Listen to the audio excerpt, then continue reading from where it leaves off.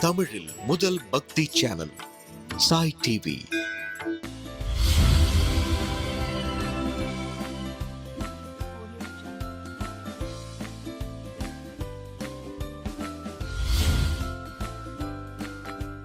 Dear செல்லக்குட்டீஸ், welcome to Sai டிவியின் சுட்டீஸ் நேரம்.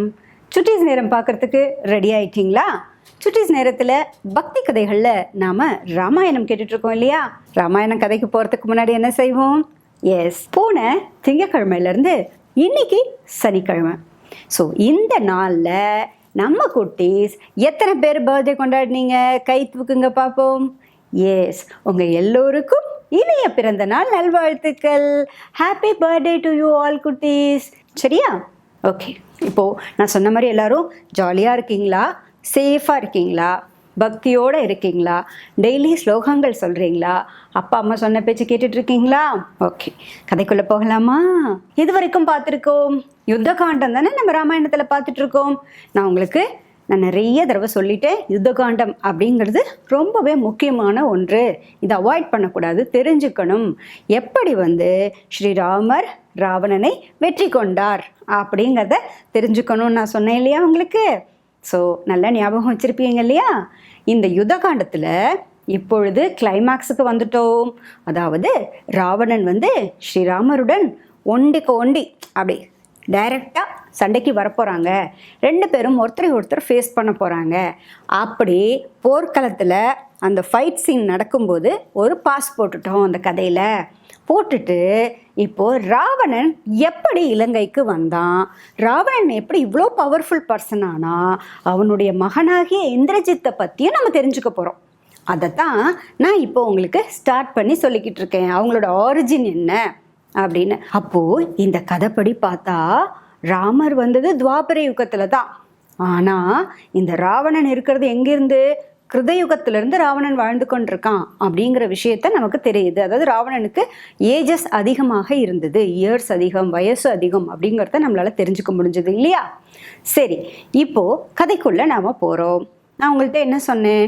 குபேரன் யார் அப்படின்னு சொன்னேன். குபேரனோட பேர் என்ன? வைஷ்ரவணன். ஞாபகம் இருக்கு இல்லையா? போன வார எபிசோடு உங்களுக்கு. வைஷ்ரவணன் அப்படிங்கிறவன் தான் ரொம்ப நாள் 1000 வருடங்கள் நான் சொன்னேன், காற்று இல்லாமல் தண்ணி இல்லாமல் தவம் இருந்து பிரம்மா கிட்டமிருந்து வரம் கிடைச்சது. பிரம்மா கிட்ட என்ன வரம் கேட்டான் அந்த வைஷ்ரவணன்? விஸ்வரசினுடைய மகன் இல்லையா? அந்த வைஷ்ரவணன் என்ன வரம் கேட்டான் அப்படின்னாக்க, என்னை லோகபாலகர்களில் ஒத்தராக மாற்றணும் அப்படின்னு கேட்டான். அதாவது அஷ்டதிக் பாலகர்கள் அப்படின்னு ஒவ்வொருவரும் ஒவ்வொரு திசைக்கு சொந்தக்காரர்களாக இருப்பாங்க இல்லையா? அதில் ஒருவராக என்னை மாற்றிவிட வேண்டும் அப்படின்னு கேட்டான். நல்ல விஷயம் தானே கேட்குறான் அப்படிங்கிறதுனால ஓகே அப்படின்னு பிரம்மா கிராண்டட் அப்படின்னு கொடுத்துட்டார் அந்த வரத்தை. அதோட அந்த வைஷ்ரவணனுக்கு பறக்கக்கூடிய விமானத்தை கொடுத்தார். அந்த வைஷ்ரவணன் தான் குபேரர் ஆக மாறி போனார். சரியா?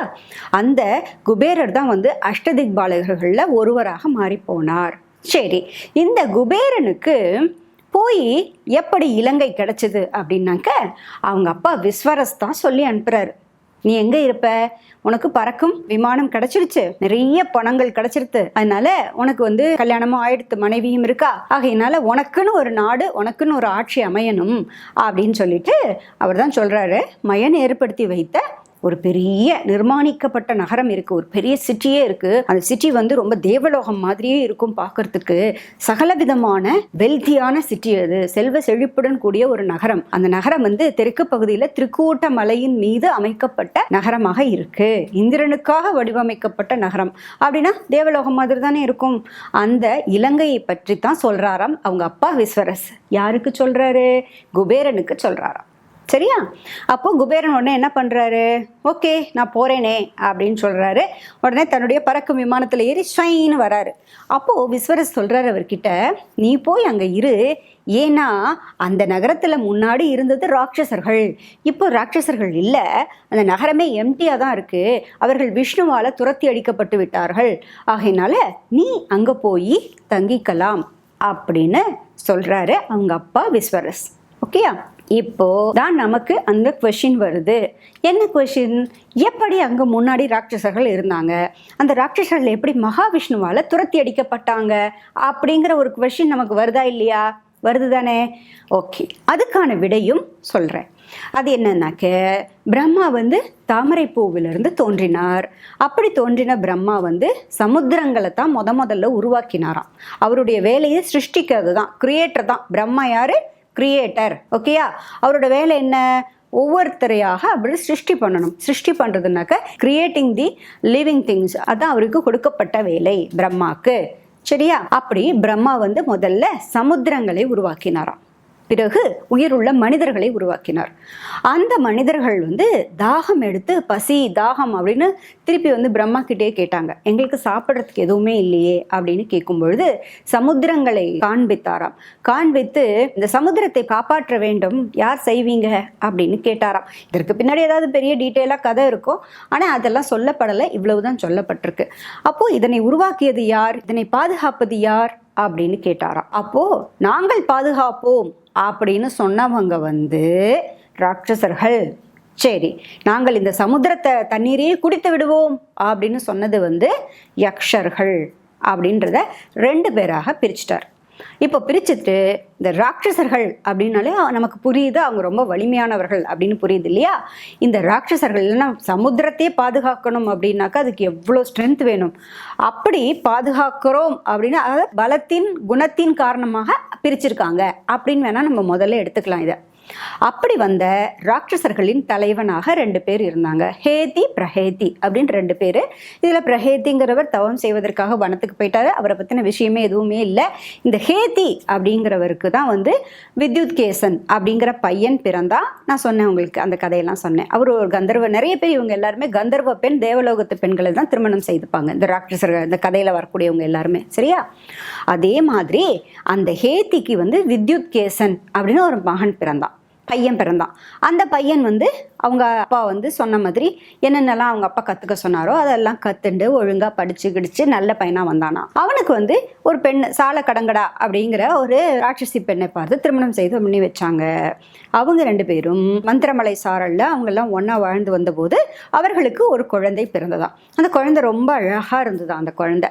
அந்த குழந்தைய விட்டுட்டு அவங்க அம்மா இருக்காங்க இல்லையா, அந்த சால கடங்கடா, அந்த ராட்சசி வந்து விட்டுட்டு போயிட்டா. ஹஸ்பண்டை கூட்டிட்டு வாங்க நம்ம போகலாம் அப்படின்ட்டு போயிட்டாலாம். அந்த குழந்தை அம்மா இல்லாமல் ஒன்று அழுதுகிட்டே இருந்துதான் காட்டில். அது இமயமலை இல்லையா, கைலாஷ் இருக்கக்கூடிய பகுதி இல்லையா, அதனால அந்த பகுதியில் சிவனும் பார்வதியும் எனி டைம் வந்து போயிட்டே இருப்பாங்க. நம்மளுக்கு உடம்பு சரியில்லைன்னா அம்மா அப்பாலாம் நம்மளை வந்து பார்ப்பாங்க இல்லையா, நம்மளாம் எப்படி இருக்கோம், சேஃபாக இருக்கோமா, என்ன பண்ணுறோம் அப்படின்னு பார்ப்பாங்க இல்லையா. அதே மாதிரி சிவனும் பார்வதியும் வந்து நம்ம எல்லோரும் எப்படி இருக்கோம் அப்படிங்கிறத நம்ம கண்களுக்கே தெரியாமல் பார்த்து போயிட்டே இருப்பாங்க, பார்த்துட்டே போவாங்க. அதே மாதிரி அப்போ வந்தபோது பார்வதி தேவிக்கு அந்த குழந்தைய பார்த்த உடனே மனசு ரொம்ப கஷ்டமாக போச்சான். அச்சிச்சோ, இந்த குழந்தை ஏன் இப்படி அழுது கொண்டிருக்கே அப்படின்னு அந்த குழந்தைய கையில் தூக்கினாங்களாம். அந்த குழந்தை ரொம்ப அழகாக இருந்துதான். உடனே சிவபெருமான் சொன்னாராம், இந்த குழந்தைக்கு சுகேசன் அப்படின்னு நான் பெயர் சூட்டுறேன். இந்த குழந்தையை வந்து அமரனாகவும் ஆக்கி விடுகிறேன், அதாவது தேவர்களில் ஒருவனாக நான் இவரை மாற்றி விடுகிறேன் இந்த குழந்தையை அப்படின்னு சொல்லிட்டு இந்த குழந்தைக்கு ஒரு பறக்கும் நகரத்தையே கொடுக்கிறேன் அப்படின்னு சொன்னாராம். அதாவது ஃப்ளையிங் சிட்டி, ஒரு டவுன், ஒரு ஊரே சேர்ந்து பறந்தா எப்படி இருக்கும்? அப்போது நம்ம எங்கே வேணாலும் அங்கே கொண்டு போய் இறக்கிக்கலாம் இல்லையா அந்த ஊரை. அந்த மாதிரி ஒரு பறக்கும் நகரத்தையே நான் இவனுக்கு கொடுக்கிறேன் அப்படின்னு சிவபெருமான் சொன்னாராம்.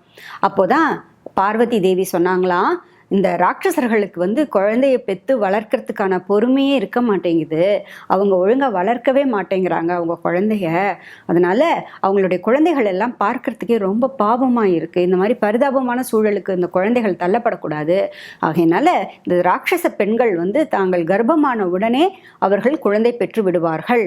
மேலும் அந்த குழந்தை பிறந்த உடனே வளர்ந்து தாயினுடைய வயதை அடைந்து விடுவார்கள் அப்படிங்கிற ரூல், அப்படிங்கிற ஒரு வரத்தை ராட்சசர்களுக்கு கொடுத்தாங்களாம் பார்வதி தேவி. இனிமே வரக்கூடிய எல்லா ராட்சசர்களும் இந்த மாதிரி ஆயிடுவாங்க. பெண்கள் கர்ப்பமான உடனே அவங்களுக்கு குழந்தை பிறந்துரும், அவங்க தாயாயிடுவாங்க. தாயான உடனே அந்த குழந்தையும் வளர்ந்து தாயினுடைய வயது அடைஞ்சிடும். இப்போ தாய்க்கு வந்து 25 வயசுனாக்க குழந்தை பிறந்த உடனே அந்த குழந்தை பெருசாகி அந்த குழந்தைக்கும் 25 வயசு ஆகிடுமா, பிறந்த உடனே 25 வயசு ஆகிடுமா. அப்படிப்பட்ட ஒரு வரம் வந்து பார்வதி தேவியால் ராட்சசர்களுக்கு கொடுக்கப்பட்டது அப்படின்னு இந்த சுகேசனுக்கு சொல்கிறாங்க. சிவபெருமான் சுகேசனுக்கு இந்த வரத்தை கொடுத்துருக்காரு இல்லையா. ஆகையினால அந்த குழந்தை வந்து உடனே பெரியவன் ஆயிட்டான்.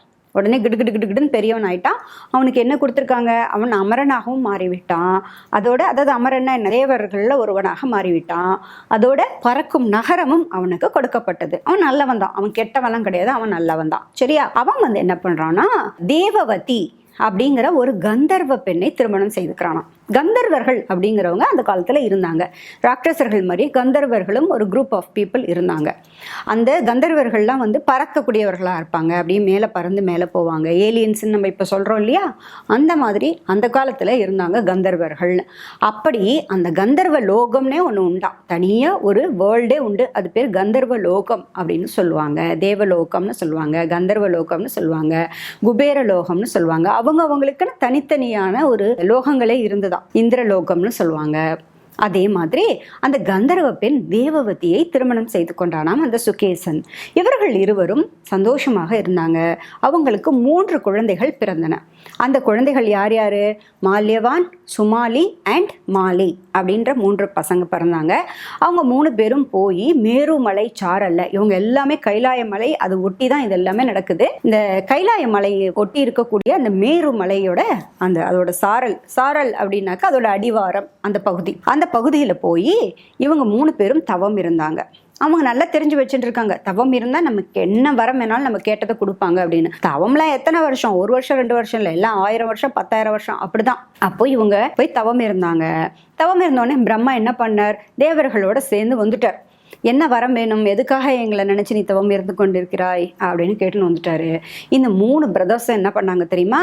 அவங்க 3 பேரும் என்ன கேட்டாங்கன்னாக்க, நாங்கள் யாராலையும் எளிதில் வெல்ல முடியாதவர்களாக இருக்கணும், எங்களுக்கு அழிவு என்பது இருக்கக்கூடாது, எங்களை யாராலும் எதுவும் டச்சே எங்களை பண்ணக்கூடாது, அப்படி ஒரு வலிமை வாய்ந்தவர்களாக இருக்கணும், பகைவர்களை வெல்லக்கூடியவர்களாக நாங்கள் இருக்கணும், அதை விட முக்கியமாக நாங்கள் 3 பேரும் நேசமுடையவர்களாக ஒத்துமையானவர்களாக இருக்கணும் அப்படிங்கிறத வரமாக கேட்டு வாங்கினாங்களாம்.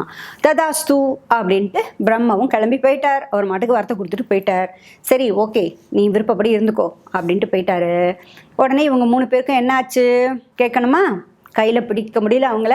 3 பேரும் ரொம்ப கொடூரமாக பல கொடுமைகளை செய்ய ஆரம்பித்தாங்க. என்ன கொடுமைகள் செய்வாங்கன்னா, முதல்ல அவங்களோட டார்கெட்லாம் ரிஷிகளுக்கும் முனிவர்களுக்கும் தான். எங்கெங்கெல்லாம் முனிவர்கள் இருக்காங்களோ, தவம் செய்கிறார்களோ, அந்த முனிவர்களோட தவத்தை போய் அழிப்பாங்க, அந்த முனிவர்களை கொன்று விடுவார்கள். ஏன் இப்படி பண்றாங்க அப்படின்னாக்க, இந்த முனிவர்கள் ரிஷிகள்லாம் தவம் இருந்தாக்க அவர்களுக்கு நிறைய என்ன கிடைக்கும்? வரம் கொடுப்பாங்க இல்லையா? நம்மள மாதிரி அவங்களும் வரம் வாங்கிட்டாக்க அவங்களும் பெரிய ஆள் ஆயிடுவாங்கல்ல. அப்போ என்ன பண்ணணும்? முதல்ல அவங்கள தவம் செய்ய விடாம தடுக்கணும். அதுக்காகத்தான் இந்த அரக்கர்கள், ராட்சசர்கள் எல்லோரும் என்ன பண்ணுவாங்கனாக்க, அவங்களுக்கு பவர் போயிடக்கூடாது அப்படிங்கிறதுக்காக யாரெல்லாம் பவர்ஃபுல் பர்சனாக இருக்காங்களோ அவங்க எல்லாரையும் போய் அட்டாக் பண்ணி அவங்க எல்லாரையும் அழிச்சிடுவாங்க. அதே தான் இந்த 3 பேரும் பண்ணுறாங்களாம். யார் யார்? மால்யவான், சுமாலி, மாலி 3 பேரும் பண்ணுறாங்க. எல்லாரும் இவங்களை பார்த்து பயப்பட ஆரம்பிச்சிட்டாங்க. அப்போது ஒரு தடவை இந்த மயன் இருக்கார் இல்லையா, விஸ்வகர்மா நான் உங்களுக்கு சொல்லியிருக்கேன் இல்லையா, அந்த விஸ்வகர்மாவை போய் பார்க்குறாங்க. விஸ்வகர்மா யாருன்னா தேவலோகத்தை சேர்ந்த சிற்பி. அவருக்கு பேர் விஸ்வகர்மான்னு பேர். அவர் தான் தேவலோகத்தில் இருக்கக்கூடிய ஆர்கிடெக்ட் அப்படின்னு வச்சுக்கோங்களேன். தேவலோகத்தில் அவர் தான் பில்டிங்ஸ் எல்லாம் கட்டக்கூடியவர். இந்த விஸ்வகர்மாங்கிறவர் தான். அவரை போய் பார்த்து, நாங்கள் நல்லா சந்தோஷமாக இருக்கிறதுக்கு எங்களுக்கு ஒரு பியூட்டிஃபுல்லான ஒரு அரண்மனையும் ஒரு கார்டன் ஏரியா எல்லாம் நீ தான் கன்ஸ்ட்ரக்ட் பண்ணி கொடுக்கணும் அப்படின்னு கேட்குறாரு. உடனே அந்த விஸ்வகர்மா சொல்கிறாரு, என்னை மன்னிச்சுக்கோங்க, நான் ஏற்கனவே பண்ணினது அங்கே திருக்கூட்ட மலையின் மேலே இந்திரனுக்காக வடிவமைத்த அந்த நகரம் இருக்குது, நீங்கள் எல்லாரும் போய் அங்கே இருங்க, சாரி என்னால் வேறு எதுவும் இப்போ பண்ண முடியாது அப்படின்னு சொல்லிடுறாரு விஸ்வகர்மா. உடனே இவங்கெல்லாம் ரொம்ப ஹாப்பியாக போயிடுறாங்க. உடனே இந்த 3 பேரும் சேர்ந்து இலங்கைக்கு போயிடுறாங்க. இலங்கை தான் அன்றைக்கு இருந்த திருக்கூடமலையின் மீது இருந்த நகரம், அதுதான் இலங்கை நகரம். இன்னைக்கு நம்ம பார்க்கக்கூடிய ஸ்ரீலங்கா. அந்த ஸ்ரீலங்காக்கு இந்த ராட்சசர்கள் எல்லோரும் போயிடுறாங்க. அங்க போய் தனக்குன்னு மக்களை அமைத்து கொண்டு, அரசாங்கத்தை அமைத்து கொண்டு ஆட்சி செய்பவர்களாக இருக்காங்களாம். அப்படி அவர்கள் அங்கே ஆட்சி செய்து கொண்டிருக்கும் பொழுது என்ன நடந்தது அப்படின்னாக்க, ஒரு கந்தர்வ பெண்மணி வரா. நரும்பந்தானே பேரு அந்த கந்தர்வ பெண்மணி. அந்த பெண் தனக்கு 3 பெண்கள் இருப்பதாகவும், அந்த 3 பேரையும் இந்த மால்யவான், சுமாலி, மாலி 3 பேரும் திருமணம் செய்துக்கணும் அப்படின்னு கேட்குறாங்களாம். உடனே இவங்க 3 பேர் தான் பெரிய கிங்காக இருக்காங்க இல்லையா, அவங்களுக்குலாம் அந்த பயங்கர இதில் இருக்காங்கல்ல. ஸோ அவங்க என்ன, ஆஹா நம்மளை தேடி வராங்க, ஓகே நம்ம கல்யாணம் பண்ணிப்போம் அப்படின்னு சொல்லிட்டு இந்த மால்யவான் ஒரு பெண்ணை, சுந்தரி அப்படிங்கிற ஒரு பெண்ணை கல்யாணம் பண்ணிக்கிறாரு. கல்யாணம் பண்ணிட்ட உடனே அவருக்கு 7 மகன்கள் பிறக்கிறாங்க. 7 சன்ஸ், 7 பிள்ளைகள் பிறக்கிறாங்க. 3 பெண் குழந்தைகள் பிறக்கிறாங்க மால்யவானுக்கு. அதில் ஒரு பையன்தான் விருபாக்ஷன். இந்த விருபாக்ஷன்கிற பேர் நம்ம நிறைய கேள்விப்பட்டிருக்கோம் இல்லையா குட்டீஸ்? அந்த விருபாக்ஷன் இந்த மால்யவானுக்கு பிறக்கக்கூடிய பையன்தான். அடுத்தது யாரை கல்யாணம் பண்ணிக்கிறாரு? அடுத்து சுமாலி என்பவர் ஒரு பெண்ணை திருமணம் செய்துக்கிறாரு. அந்த பெண்ணுக்கு 6 பிள்ளைகளும் 4 பெண்களும் பிறக்கிறாங்க. அதில் ஒரு பெண்ணு தான் கைகசி. சுமாலியினுடைய பெண்ணு தான் கைகசி. சரியா? அடுத்ததாக மாலி அப்படிங்கிறவர் கல்யாணம் பண்ணிக்கிறாரு. அவருக்கு பொண்ணுங்களே கிடையாது, 4 ஆம்பளை பசங்க மட்டும் அவங்களுக்கு கிடைக்குது. 4 சன்ஸ் அவங்களுக்கு பிறக்கிறாங்க. ஸோ இப்படி மால்யவான், சுமாலி, மாலி 3 பேரும் திருமணம் செய்துக்கிறாங்க. 3 பேருக்கும் குழந்தைகள் கிடைக்கிறது, குழந்தைகள்லாம் பிறக்கிறாங்க. சரி, இப்போ 3 பேரும் பண்ணக்கூடிய அட்டகாசங்கள் தாங்கவே முடியலையா. தேவலோகத்தில் போனால் தேவர்களையும் ரொம்ப கஷ்டப்படுத்துறது, இங்கே பூலோகத்தில் இருந்தால் மனிதர்கள், அரசர்கள் ஒத்தரை பாக்கி வைக்கிறது கிடையாதான், எல்லாரையும் ரொம்ப ட்ரபிள் பண்ணுறது, கஷ்டப்படுத்துறது. தேவர்களை ரொம்ப கஷ்டப்படுத்தினா தேவர்கள் என்ன செய்வாங்க? நேராக முதல்ல சிவபெருமான் கிட்ட போவாங்க இல்லையா? அதே மாதிரி தேவர்கள்லாம் ஐயோ எங்களை ரொம்ப டார்ச்சர் பண்ணுறாங்க, எங்களை அழிச்சே தீரணும்னு ரொம்ப படைகளோடு வரான் இந்த சுமாலி, மாலி, மால்யவான் அவங்கெல்லாம். என்னால் அவங்கள சமாளிக்கவே முடியல, எங்களை அழிச்சிட்டு தான் மறுவேளை பார்ப்பாங்க போல இருக்கு, நீங்கள் தான் எங்களை ரட்சிக்க வேண்டும் அப்படின்னு சிவபெருமான் கிட்ட ஓடி முறையிடுறாங்க. உடனே சிவபெருமான் என்ன தெரியுமா சொல்கிறாரு? என்னால் முடியாது, ஏன்னா அவங்க அப்பாக்கே வரம் கொடுத்தது நான் தான், அவங்க அப்பாவையே வளர்த்தவன் நான் தான், அவங்க அப்பாவே என்னால் தான் ஒரு வரத்தின் காரணமாகத்தான் அவர்கள் தேவர்களில் ஒருவனாக அவன் மாறிப்போனான் அவன் அப்பாவே. ஆகையினால நான் இவங்க விஷயத்தில் நான் தலையிட முடியாது, சங்கு சக்கரதாரியாக இருக்கக்கூடிய காக்கும் கடவுளான விஷ்ணுவிடமே செல்லுங்கள், அவர் தான் எல்லோரையும் ரட்சிக்கக்கூடியவர், அவர் தான் அனைவரையும் காப்பாற்றக்கூடியவர், எந்த கஷ்டம் என்று வந்தாலும் விஷ்ணுவிடம்தான் செல்ல வேண்டும் அப்படின்னு சிவபெருமானே சொல்லிடுறாராம். இப்போ தேவர்களுக்கு வேறு ஆப்ஷன் கிடையாது. அவர்கள் அத்தனை பேரும் இப்போ என்ன பண்ணுறாங்க? விஷ்ணு லோகம் செல்கிறார்கள். மகாவிஷ்ணுவிட போய் சொல்கிறாங்க, இவர்கள் 3 படுத்தக்கூடிய பாடு தாங்க முடியல, அவங்க 3 பேரும் தங்களுக்குள்ளேயே பேசிக்கொள்கிறார்கள். அதாவது அவங்க 3 பேரும் மால்யவான், சுமாலி, மாலி ஆகிய 3 என்ன பேசிக்கிறாங்களாம்? நான் தான், ஒருத்தன் சொல்லுவானா நான் தான் சிவபெருமான்னு சொல்லுவானாம், ஒருத்தன் சொல்லுவானா நான் தான் மகாவிஷ்ணுன்னு சொல்லுவானா, ஒருத்தன் சொல்லுவானா நான் தான் கிரியேட்டர், நான் தான் பிரம்மா, நான் தான் அனைவரையும் படைக்கிறேன் அப்படின்னு சொல்லுவானா. அந்த 3 பேருமே தங்களே தெய்வங்களாக சொல்ல ஆரம்பிச்சிட்டாங்களாம். என்னை தவிர வேறு யாரையும் வணங்கக்கூடாது அப்படின்னு சொல்லக்கூடிய அளவில் அவங்க 3 பெற்ற வரத்தின் காரணமாக எங்களெல்லாம் ரொம்ப பாடாப்படுத்துகிறாங்க, டார்ச்சர் பண்ணுறாங்க, எங்களை எங்கேயுமே வாழ விடுறதே கிடையாது, அவங்களோட அட்டகாசம் எங்களால் தாங்கவே முடியல, ரொம்ப அவஸ்தையாக இருக்குது, தாங்கள் தான் எங்களை ரட்சிக்க வேண்டும் அப்படின்னு தேவர்கள்லாம் போய் ஸ்ரீ மகாவிஷ்ணுவிடம் போய் முறையிடுறாங்க. உடனே மகாவிஷ்ணு என்ன பண்ணுவார்? காப்பாற்றணும் இல்லையா? அதுக்காக கருடன் மீது ஏறி சங்கு சக்கரதாரியாக வருகிறாராம்.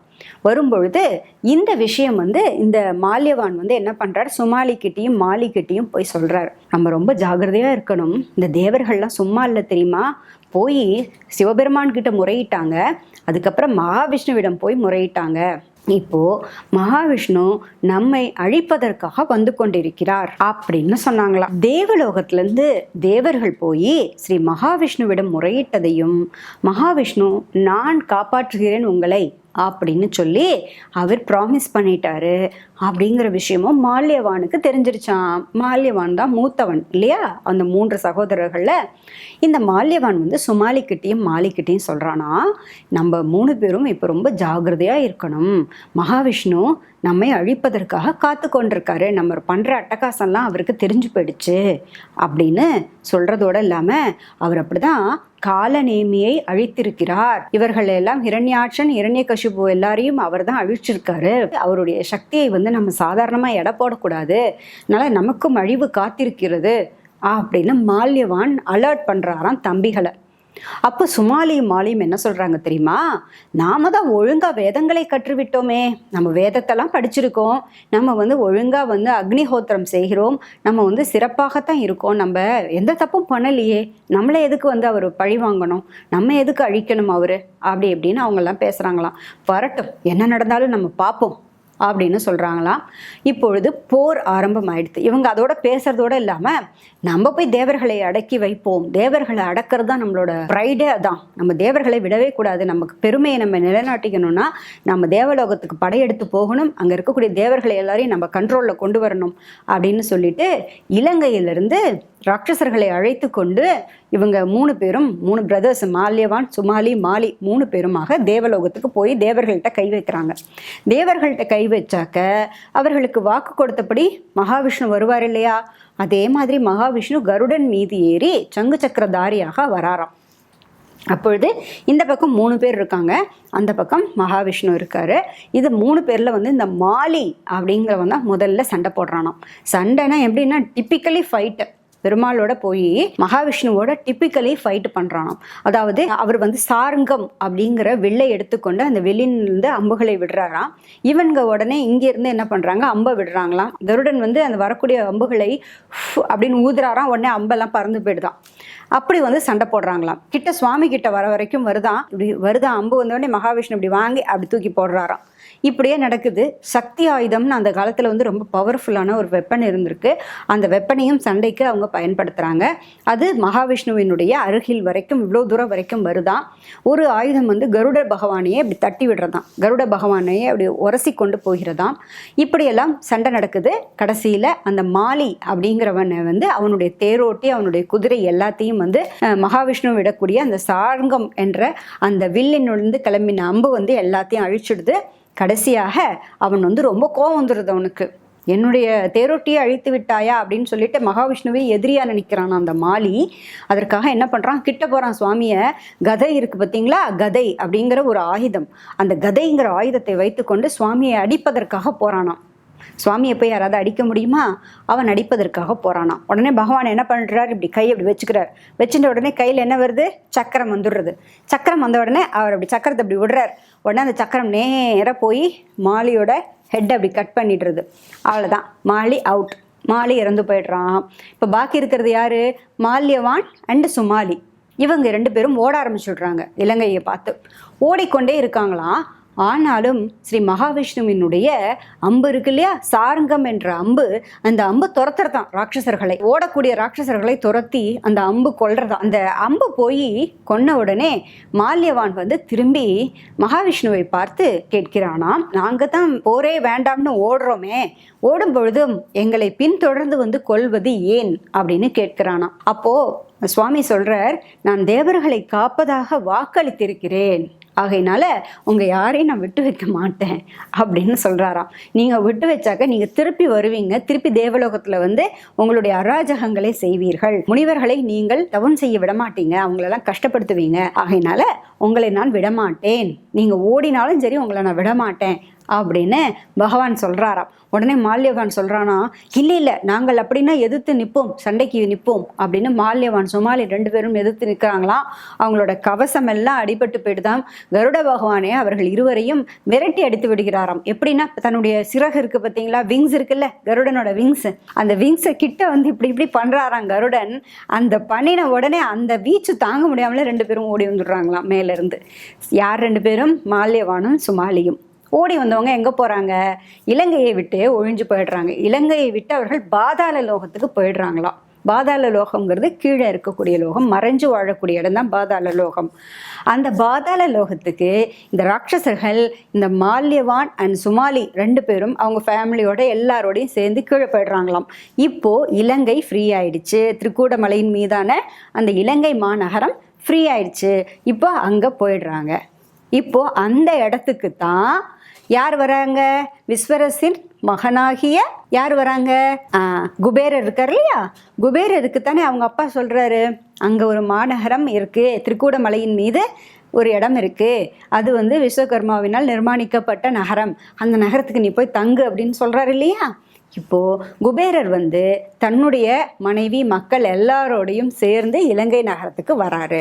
அப்போ இலங்கை நகரத்துக்கு இதுக்கு முன்னாடி ராட்சசர்கள் வந்த கதை அதுதான். பிறகு அவர்கள் வந்து மகாவிஷ்ணுவால் விரட்டி அடிக்கப்பட்ட கதை இதுதான். இதற்கு பிறகு என்ன நடக்குது, எப்படி ராவணன் திரும்ப அந்த இலங்கைக்குள்ளே வந்தான் அப்படிங்கிறத பார்க்கணும். எப்படி வந்து ராவணனுக்கு இவ்வளோ பெரிய ஸ்ட்ரென்த் கிடைச்சது அப்படிங்கிறதையும் பார்க்கணும் இல்லையா குட்டீஸ்? நாளைக்கு பார்க்கலாமா? அது வரைக்கும் நீங்கள் எனக்காக காத்துக்கிட்டே இருக்கணும், சேஃபாக இருக்கணும், அதே சமயம் ஜாலியாக இருக்கணும். நாளைக்கு நம்ம மீட் பண்ணலாமா? அது வரைக்கும் டாடா பாய். சாய் டிவி நிகழ்ச்சிகள் உங்களுக்கு பிடிச்சிருக்கா? லைக் பண்ணுங்க, ஷேர் பண்ணுங்க, கமெண்ட்ஸ் பண்ணுங்க, சப்ஸ்கிரைப் பண்ணுங்க, பக்கத்தில் இருக்கிற பெல் சிம்பலை ப்ரெஸ் பண்ணுங்க.